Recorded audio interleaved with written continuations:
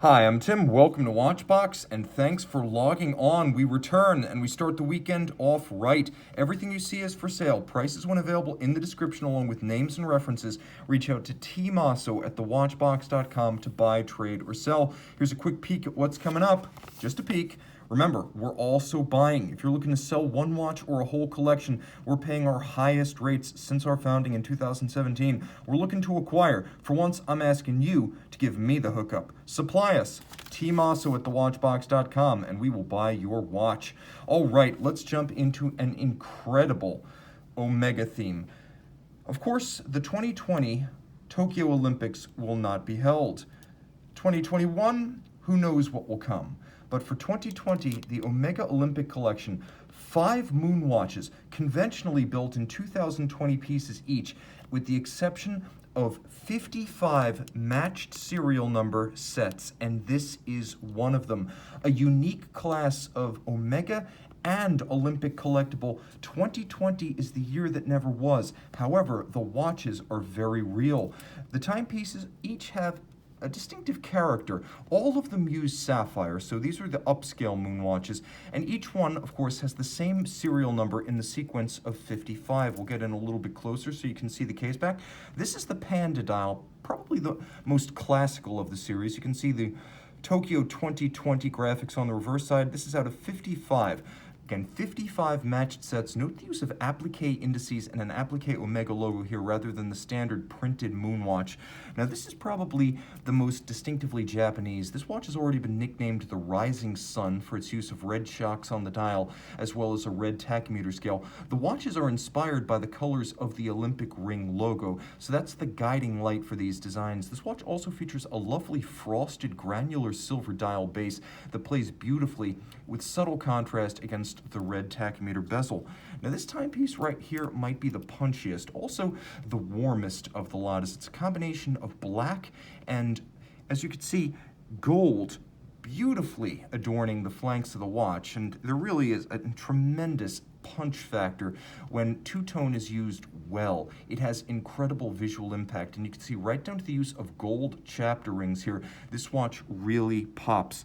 For contrast, take a look at the Sedna red gold and stainless steel green tachymeter bezel. You have the same chapter rings in gold, but you can see the warmth of the rose gold against what's almost an anthracite or nickel anthracite colored the dial. The dial's a sunburst, but it's not conventional silver. It's got more muscularity, it's darker, it's more intense, and you can see those rose gold individual applique indices really pop along with the hands and the registers.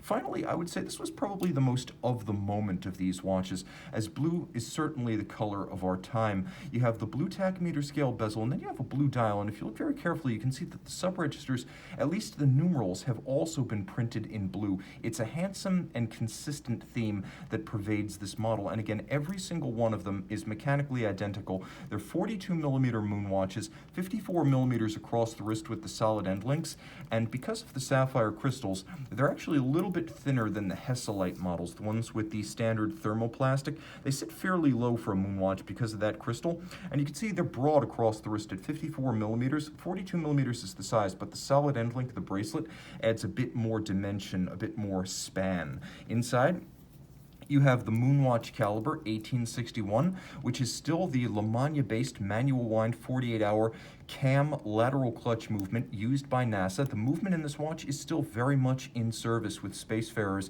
both for space flights and space walks, extravehicular activity to use the NASA terminology.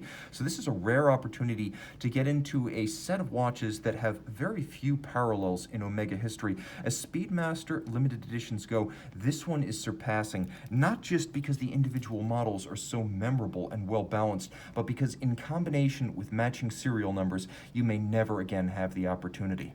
Okay, let's talk about a different brand for now. We do have more mainstream horological content coming, but it's fun to discuss Grail watches.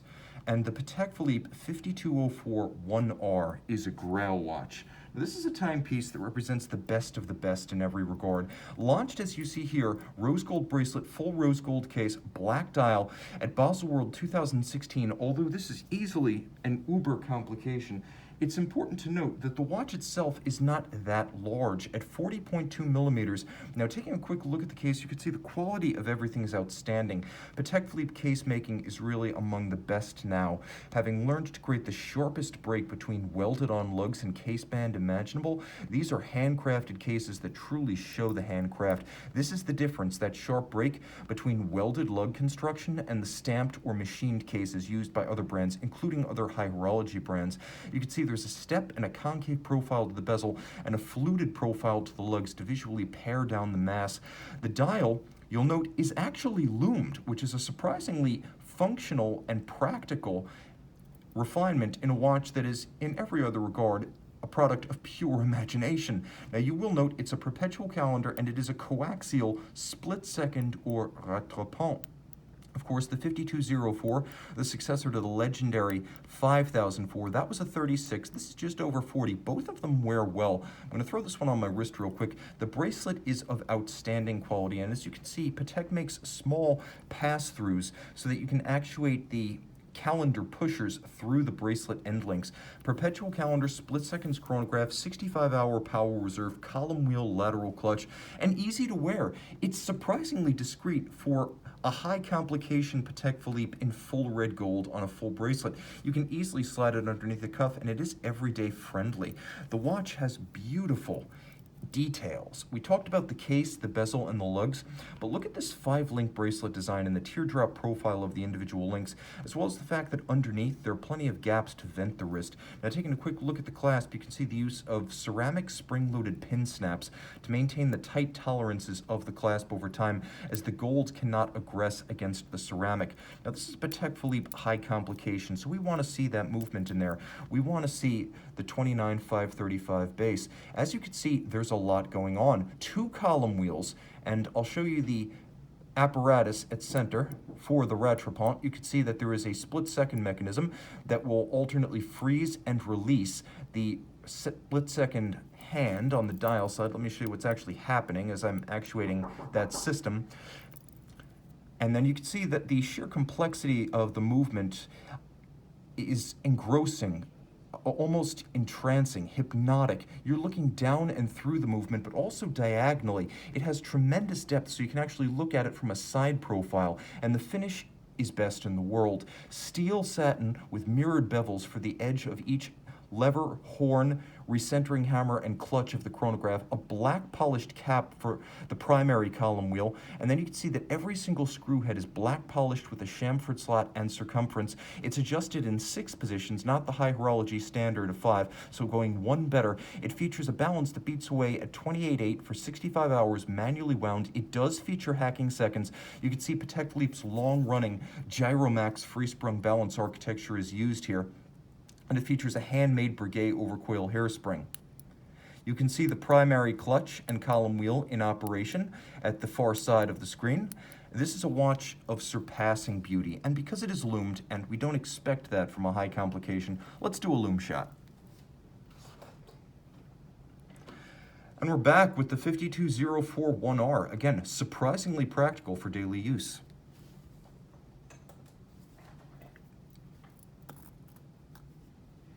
Now, jumping back into the mainstream, let's talk about a watch that came out in 2018. Believe it or not, this was the first ever rose gold GMT-Master II. There was a full rose gold version and a 2-tone rose gold version, which you see here, and both of them represented historic firsts for the Rolex GMT. What you also see here is a revival in a fashion of the root beer style bezel, as we have both black and brown with lovely rose gold infill for the indices and numerals, bidirectional bezel, ceramic insert, very scratch resistant. You can see gold, rose gold, of course, has been used for the indices as well as the hands, but also for the GMT-Master II script.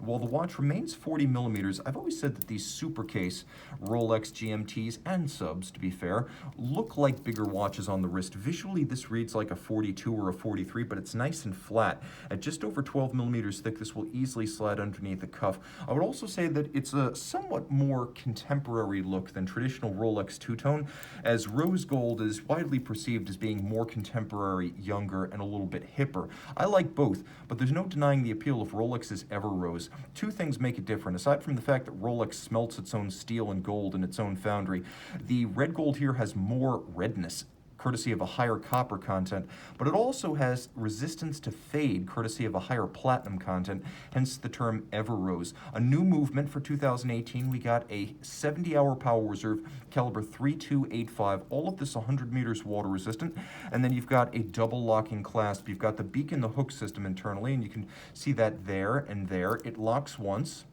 and then it locks again. There's a little curve so you can dig your nail under the crown and pop it open. A very practical, handsome, versatile watch, and of course you have two real time zones, one in 12-hour format and one in 24-hour format, and naturally you have the ability to drive the date in both directions as you travel. It also features hacking seconds, and with that second time zone in 24-hour format, you will know whether it is day or night in the time zone where you are not. That is your reference time zone. Set the 24-hour hand to Greenwich Mean Time, and you can use the bezel to offset from GMT in order to determine the local time at a port or airport of destination, temporarily reading 3 times on the dial.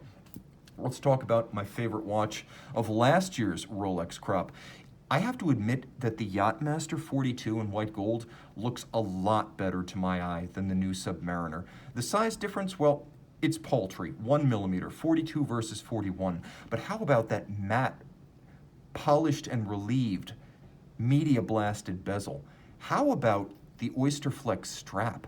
How about the fact that despite not being a Submariner or Sea Dweller, you get the rack-style incremental adjustment glide lock system from the Sub and the Sea Dweller. It's not Easy Link, it's much, much more. With several individual notches and a lot of adjustability, you can really fine-tune with this clasp in a way you ordinarily would not be able to without a dedicated diving Rolex.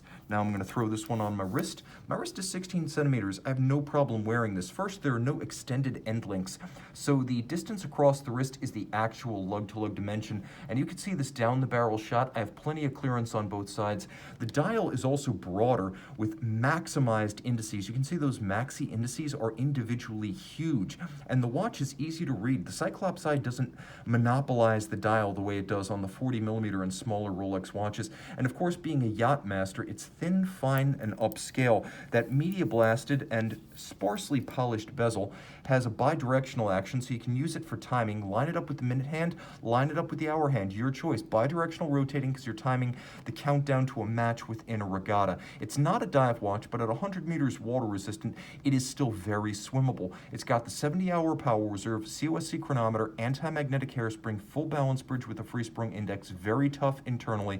And again, with this bezel, you just line up with the minute hand. I prefer a bezel like this to a chronograph, as this is more intuitive to read and more legible. Plus, it doesn't have the downstream service costs associated with a chronograph. Among Rolex sports watches released in the last 2 years, I'm sorry, Sub, but this is by far my favorite. The Yacht-Master 42 Oysterflex strap in white gold. You can see there are bellows on the underside of the Oysterflex. It's actually a bracelet. There's metal inside it, which is why it can't be cut, but also why it can't tear. Those bellows help to cinch the Oysterflex to your wrist and achieve a perfect fit while also venting the wrist and creating an air pocket on a hot day. That ceramic insert in the bezel also helps to shield from scratches. This is a fun piece, easily one of my favorite, even in the company on today's show. Let's talk about one from AP. One that surprisingly has become the hit of the AP collection since 2012. While not the most voluminous model by sales, I have to say that this timepiece represents everything everyone loves about the Royal Oak.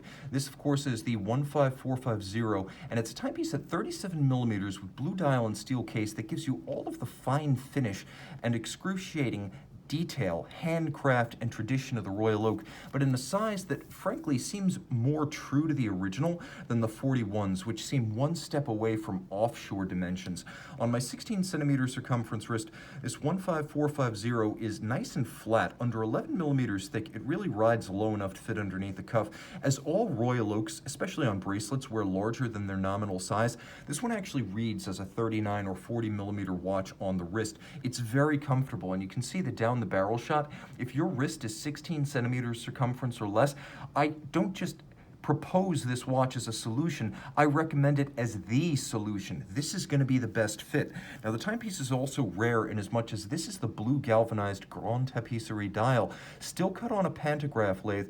There are small textures over and between the hobnails that give the dial a sort of character that only becomes apparent on close examination with a loupe.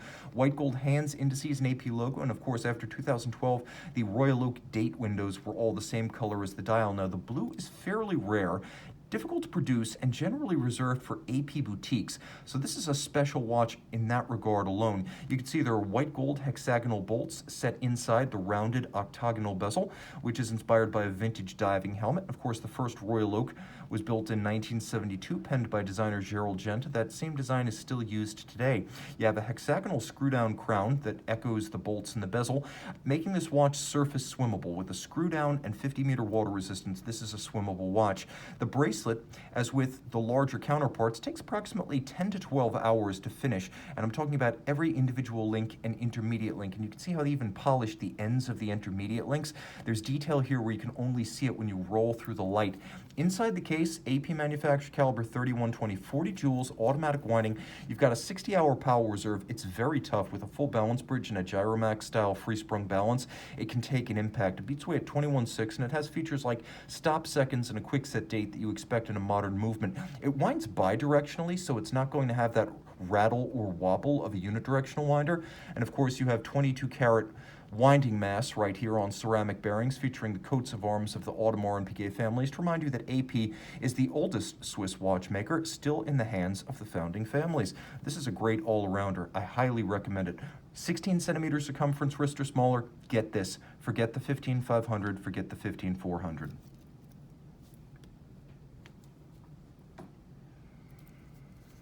Vacheron, the second leg of the Holy Trinity. In fact, we have all three. The entire tripod is here. We've got AP, Patek Philippe, and Vacheron Constantin. And I have a sentimental love for Vacheron, as it was one of the brands that helped to get me into watches. It's also by far the most formal of the Holy Trinity, and I think sometimes people conflate formality with stodginess, and they're anything but. Let's talk about the Traditionnel Automatic. 38 millimeters. You can see this timepiece features a lovely and beautifully detailed dial. White gold is the case. It's remarkably thin at only 8.2 millimeters. You can see the lugs have a lot of character, and I would say more than dials or case designs, flamboyant lug design, extravagant lug design, beautiful lug design, ambitious lug design has been the long-term design signature of Vacheron. You can see on the dial several different colors of silver, as well as handsomely faceted, polished and satin alternate individual applique indices with double indices at 12 and 6. You can see that the Dauphine hands, the signature of the Traditionnel line. The Patrimony has baton hands. You can see they're half frosted for better contrast against the dial base. And the movement, uncommonly and somewhat surprisingly for a high horology caliber, features both hacking seconds and a quick set date. Turn it over, you can see Geneva hallmark caliber 2455. It's nicely decorated. You can see there's real rose lathe engine turning or guilloche on the 22-carat winding mass, and then Poinçon de Genève, the Geneva hallmark on the movement, signifying everything you would expect, from mirrored anglage to black polished screw heads to engine turning of a high degree and beautiful shimmering luminescent Côte de Genève perfectly aligned across the bridges. It's a good looking movement. It has a 40-hour power reserve, and as you can see with the Geneva hallmark on both case and movement, the new standard post 2012 has been the condition, decoration, and overall presentation of the assembled watch, not just the movement. So that's why you see it on both case and movement. Throw this watch on the wrist, and being only about 8 millimeters thick by 38 millimeters in diameter, it's a nice traditional feel. It's not petite. It doesn't look like a quarter or a nickel on your wrist the way some traditional 50s dress watches can. I would say we're pretty definitively past the era of the 30 to 33 millimeter men's watch, but 38 feels like a size that is both contemporary and ready to go the distance and stand the test of time. Now, this is a watch that often reads as larger than it is, but the Vacheron Constantin American 1921, the 1921 is 40 millimeters. The 1921 is not a huge watch. It too is just over 8 millimeters thick, although it wears large because of its cushion style case profile profile. You can see on the wrist, you might guess 42 or even 43, but it's still flat flush and it's not broad across the wrist. This model right here is my favorite, with the exception of the Monticello Motor Club Special Edition, the Platinum model released in 2016, 8 years after the modern 1921 American. That is the watch you see here, and that is my favorite. This judicious use of color. First of all, I love the font employed for the numerals. This is a pre-Art Deco font. This is more like late Art Nouveau, as 1921 predates the Exposition des Arts Décoratifs by about 4 years, and that was formally the beginning of the Art Deco movement. This watch is before that, prior to it. In many regards, it has the look of a prior dress watch and wristwatch, almost a converted pendant watch in profile. You can see the lugs appear almost as afterthoughts, and on the original, the movement used would have been effectively a bullhead winder. So this is a timepiece that reflects the style of its time, but also the adaptation of non-wristwatch movements to wristwatch formats. The timepiece actually draws from two different watches, one from 1919 and one from 1921, and in combination, you get this case, this crown orientation, and this dial. Turn it all over. And while I thought the caliber 2455 in the automatic was attractive, the 4400 is actually better. This launched on the 1921 model back in 2008, and you can see that it's a gorgeous movement. There are interior angles here that you won't find on the automatic 2455. You can see 1, 2, 3, and then nice broad anglage, unobscured by a winding rotor. You can really appreciate how deep and richly crested the Côte de Genève are in the absence of a winding rotor. Also, you can see that this uses a traditional center wheel architecture, a lot like a vintage pocket watch movement, both in architecture and in finish. You have the Geneva hallmark, and once again, you have the Geneva hallmark on both the case and the movement. My favorite feature here is the broad bevels and the ability to see them unobscured, but also those shimmering, luminescent Côte de Genève across the bridges. You can see how they're darker on one side than the other, and that's always the signature of abrasive wheel Côte de Genève, in contrast to the stamped ones, which have an even color from one side to the other. This is a gorgeous watch, and probably the most distinctive Vacheron design of all time. I often say that they're a lug company, not a case company, but this case and this dial prove that there are exceptions even to the rules.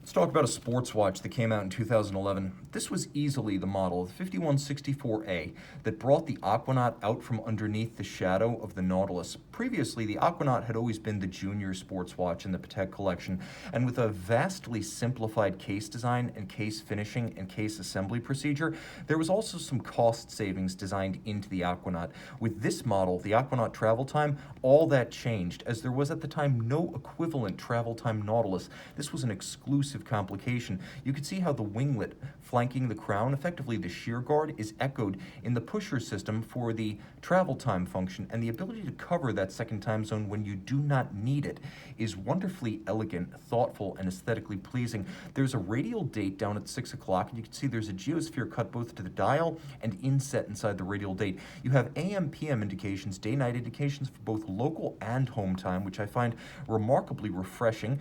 Not necessary, because you can usually tell if it's day or night where you are, but it creates a wonderful symmetry about the dial. Now, the watch features plenty of lume. Let's do a lume shot real quick. You can see this Aquanaut is abundantly lumed, and there's really plenty of it, as both the numerals and the indices outboard of them light up. This is a fantastic all-arounder that's lumed, automatic winding, stainless steel, dual time, and has a 120-meter water resistance. So this is big boy water resistance right here, and on the rubber strap, it's a watch you can wear full time. Just incrementally over 40 millimeters, almost anyone can wear this watch. There is a little bit of stiffness to the strap, which you can see has a conforming profile, and those flush conforming ends usually create a little bit of flare with a timepiece that uses that profile of strap. But here on my 16 centimeter circumference wrist, you can see no problems, easily fitting underneath the cuff. The watch has the beautiful, if somewhat aging caliber 324 base, but Patek does go above and beyond, upgrading with ceramic rotor bearings for efficiency and durability, a silicone hairspring for anti-magnetism, and in combination with 6-position adjustment and the Patek Philippe seal, Patek guarantees that this movement will run no worse than -3 + 2 seconds a day, and that's on the wrist. Very few brands will make that ambitious a declaration. 35 to 45 hour power reserve, and it beats away at 4 hertz. It's a gorgeous movement, and I'll show you one more time. Although the 324 is common in the Patek catalog, and it's been around since the mid-2000s, it's still beautifully made and beautifully finished, so there's no shortcoming in the material quality. And again, as I mentioned, ceramic and silicon. Patek is even updating some of the componentry for higher performance in the modern era. But forget the modern era, because frankly, this is what I'm all about. My all-time favorite yellow gold watch, the Patek Philippe 5070J, made from 1998 to 2002 in the yellow gold form you see right here. This is the one to own, based on the 2512 46mm one-off watch in the Patek Museum. You can see the design of that watch in the dial, and you can see that the steps of the bezel, almost like a pagoda fashion, help to extend the watch visually. 42mm for a dress chronograph was considered insane and oversized back in 1998, and yet this watch has beautifully withstood the test of time. La Manna powered but upgraded with Geneva hallmark and an extended 65-hour power reserve. It's beautiful on the reverse side. Sadly, as you can see, Henri Stern Watch Agency, which is Patek Philippe USA, has serviced this one and sealed it up, so I can't get my grubby hands on it. However, you can. Immaculate, intact, with every edge sharp and nothing ground down or excessively worn, excessively refinished, or improperly treated. You can see how sharp the lug fluting is. That's the first thing you look for on these to verify condition. You can see that the edges of every step of the bezel are razor sharp all the way around, and with the watch serviced and ready to go for years, there is no better way to buy the ultimate Patek Philippe chronograph. That's a little bit of editorial on my part, but there's no doubting the importance of the 5070 in the history of Patek and of watches generally. Plus, this one comes on a small factory upgrade, a modern Patek yellow gold deployant clasp, not originally equipped on this model, with a black dial featuring gilt or golden calibrations. This is a watch that truly has it all. One of the all-time greats. Buy this, I will be big time jealous of you. Now we have something that debuted in 2018 at Baselworld, and although the original 5205, let me clean this off a little bit, debuted back in 2010, this is easily the best version. I don't know how well you can see this on the screen, but this watch is the 520513, and it has an explosive metallic sunburst gradient dial with a metal sector. So the chapter rings, as well as the cross members of the indices on this sector dial, they're all made of metal, white gold in the case of the indices. So you get that sector fashion, but it's entirely metallic for a dramatic look on the sunburst gradient fade blue dial. It fades from a light blue at its center to dark at its edges, and Moser does no better. This is worthy of mention alongside the industry standard in fume dials. You can see outboard metallic dimples for reading the minutes and the seconds, and then this watch too is loomed for practicality. 40mm in white gold with lovely evacuated lugs for a gossamer grace. You can see the same quality of pairing the visual mass is achieved by the concave bezel. The watch is only 11.8mm thick, and of course it too powered by the 324 base with the same specification of the Aquanaut, with the sole exception that this one turns an annual calendar complication. Originally patented in 1996 by Patek Philippe, the annual calendar was Patek Philippe's own invention. So to get Patek Philippe's annual calendar, which need be adjusted only once a year in a watch this gorgeous, it is the full experience in terms of finish, technical sophistication, and aesthetic imagination. This watch delivers, one of the best in recent years from Patek Philippe. Let's do a loom shot, because I told you it was loomed. As you can see, minimalist loom, but all the same, you know what time it is. Consider it a museum watch by night. If you can think of the Movada museum watch, you get about as much detail here with the hours and minutes.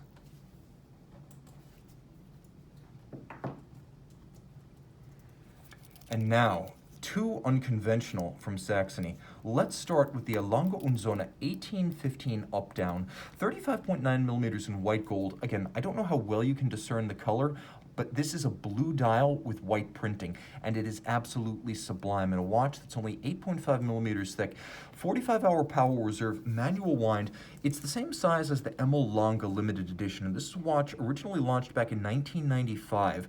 And you can see on the wrist, the timepiece is wonderfully compact, wearable, and amenable to any wrist size. I will not assign a lower wrist limit size for wearing this watch, because any wrist can wear it well. It's that attractive, but it's also punchy, with the handsome dial symmetry about it and the gravitas that comes with the Lange brand, you could also wear this on a larger wrist. As you can see, manual wind, 45-hour power reserve, a gorgeous composition of German silver and nickel copper zinc with 3/4 style bridge, freehand engraved balance cock, black polished cap to the escape wheel, case clamp screws, movement pins for locating the plates, and you'll appreciate the use of both fired blue and black polished screws. This watch has both. Now jumping to a timepiece launched in 1997. This was the follow-up to the prior Lange Söhne Arcade. This is the larger Cabaret. Platinum with a black dial. You can see applique white gold indices, hands, and numerals on the dial. And just like the Lange 1 Darth Vader, you can see that there is a white on black double date. So it has a very stark, punchy, potent, and economical aesthetic. And by economical, I mean, even though this watch is only 43 millimeters lug to lug and 25.5 millimeters wide, it has the presence of a larger watch on the wrist. As with most form watches, this one wears larger. Think more like a 40 millimeter round watch and you get the basic idea. So don't take this as a 25.5 millimeter diameter watch, because frankly, that's not what it is. It wears larger. In platinum, it wears heftier. And with a full matching platinum deployant clasp, it has a feature that's optional on Lange watches and rarely seen. The full deployant clasp gives you extra value, but also extra security against droppage. And because Lange is a true manufacturer, they are building this caliber L93 in order to fit its case. It too is manual wind. It too features nickel copper zinc German silver for that golden hue, as well as jewels set in chaton and the freehand engraved balance cock. You get all of the standard Lange finishing signatures here with no diminution in quality. You can even see a feature that Lange does well, even though they're rarely cited for it, which is the mirrored anglage executed on those golden bridges, and you can really see it lighting up from this angle. A truly superb watch and one of the rarest modern Lange models.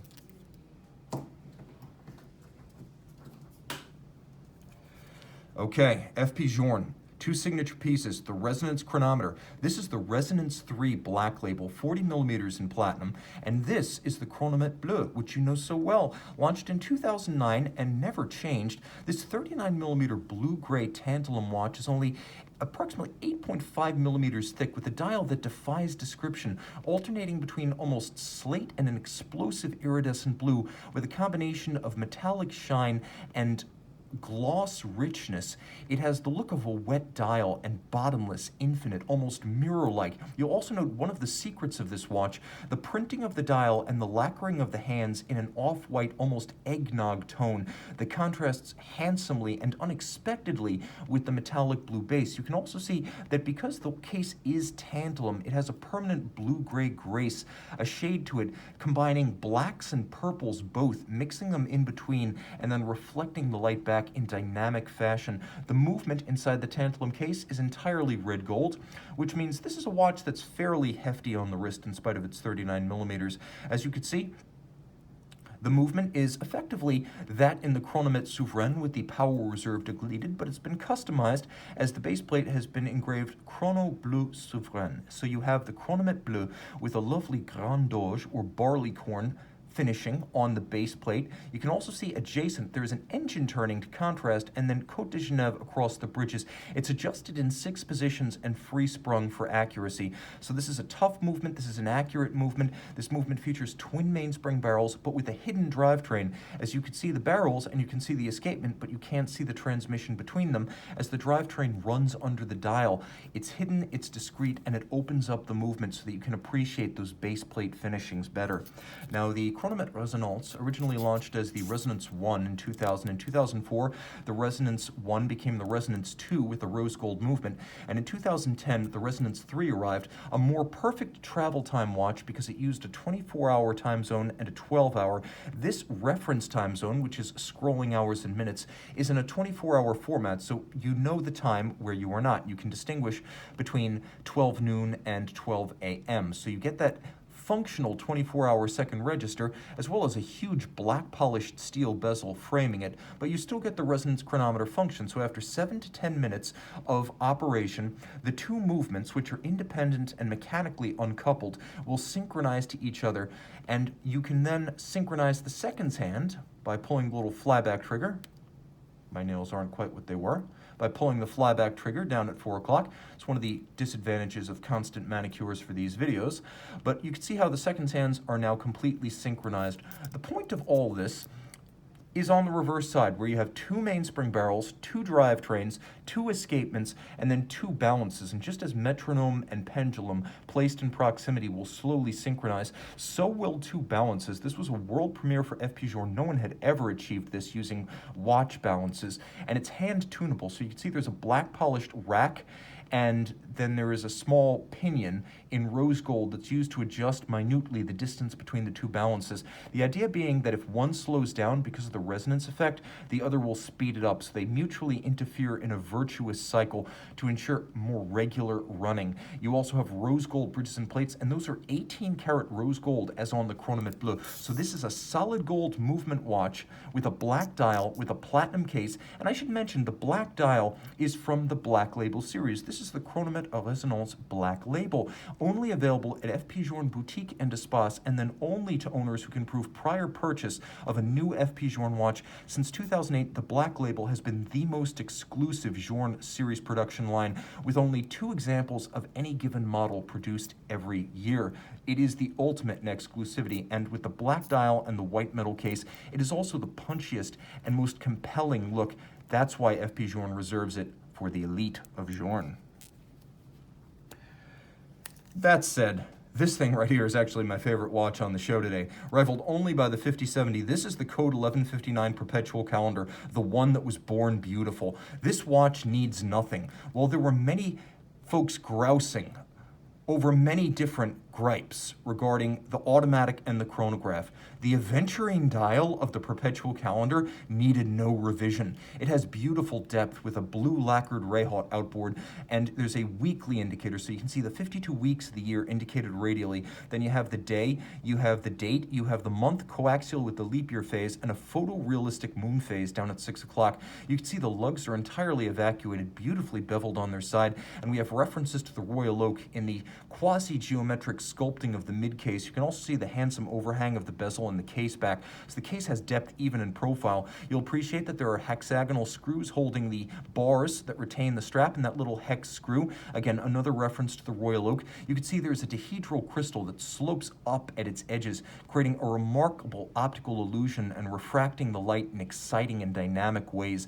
These are some of the features that you might have missed in the conventional photography of this watch when it hit the internet last year. On the reverse side, the mighty caliber 2120 here doing business as the 5134. This is the ancient JLC-based debauch that you see in the Royal Oak Jumbo, ultra thin with a rotor balanced on a beryllium ring. You can see that the rotor here has been significantly upgraded over what you'll get on a standard Royal Oak, as it's been evacuated, and then, as you can see, beautifully beveled internally.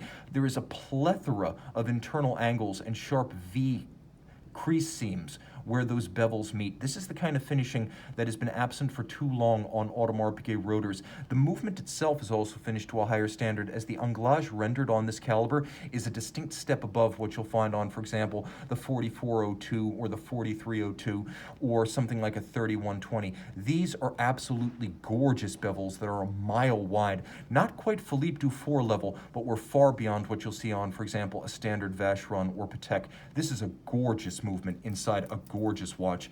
And of course, it's a perpetual calendar, which means it only needs to be adjusted in the year 2100. It can deal with leap years, it can deal with irregular length months, and in beautiful red gold with that blue aventurine dial, it has one of the most explosive color contrasts and most effective and compelling color juxtapositions I have ever encountered. You want more? It's only 11 millimeters thick. In the end, this 41mm monster is a dress watch par excellence, and absolutely dripping with refinement and clever details. Don't believe me? Look at the vaulted profile of the hands. That's the kind of thing you expect from high-end independents, not mass manufacturers. AP exceeding expectations in every regard with this watch. Again, this is the code 1159 to buy. If you wish to buy, email tmosso at thewatchbox.com for purchase and pricing details. Time out, Tim out. Have a great weekend, and thanks for logging on.